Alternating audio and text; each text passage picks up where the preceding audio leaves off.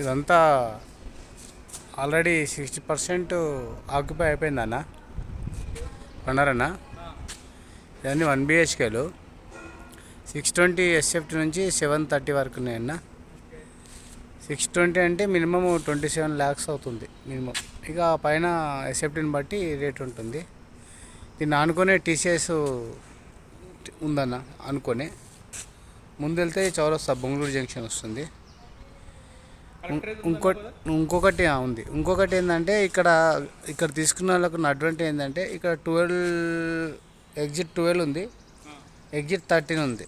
రెండుకి మధ్యలో ఉంటుంది ఇది. అంటే అటు పోవచ్చు, ఇటు పోవచ్చు.